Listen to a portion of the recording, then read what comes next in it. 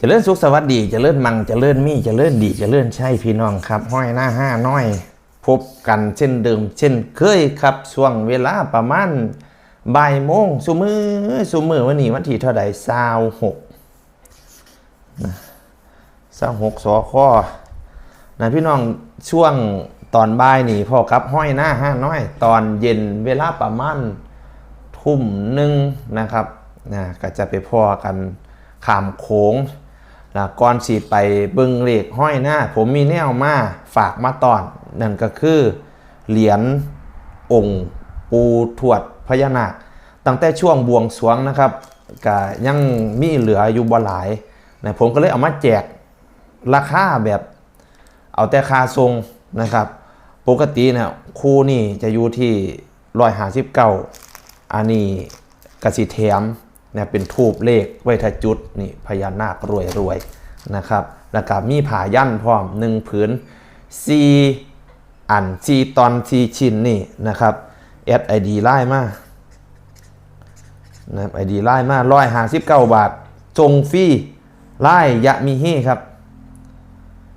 แอดมีเฮนะครับนี่พิมพ์ให้ครบเด้อพิมพ์ให้ครบทั้ง6ตัวนะ ID ไล่ID ไล่แอดมีเฮนะครับ ID ไล่แอดมีเฮได้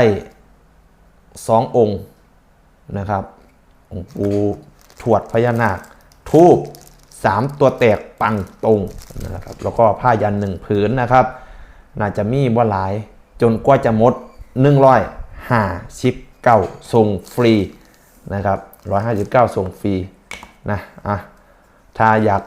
ได้เป็นเจ้าของอิลิให้ได้โชคให้ได้หมานมื้อนี้ให้โชคดีโชคหมานสุผู้ทุกคนนะครับ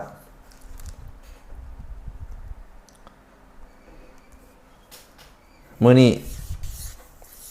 เด่น9นะครับวันที่26 สิงหา93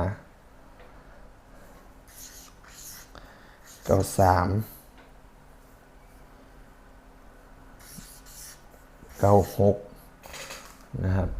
มักคือข่อยบ่อันนี้มันเป็นสูตรเฉพาะเลยเด้อันนี้เป็นสูตรเฉพาะ93 95 96 91นะครับเลขเบิ้ลจะมีอยู่ชุดหนึ่งนะคือ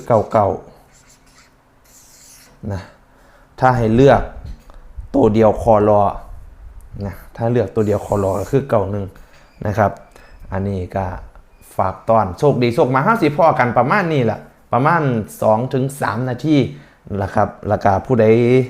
ต้องการของฝากของตอนของขวัญของศักดิ์สิทธิ์ของบูชานะครับอันนี้159หรือยาสมุนไพรตามหมอเคียนแก้เจ็บหลังปวดแอวปวดแข้งปวดขายังไปให้ปวดขายังไปหน้าปวดหัวเข่า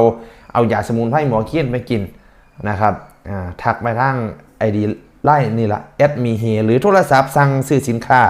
063-573-6624นะครับอันนี้เบอร์โทรติดต่อ063-573-6624ขอบพระคุณหลายๆครับนี่แหละบ่จะกระจักหน้าเวลานั้นหักมาไล่บ่จะกระจักเจ้าเวลานั้นหักลวงมาอีเมลเอ้ย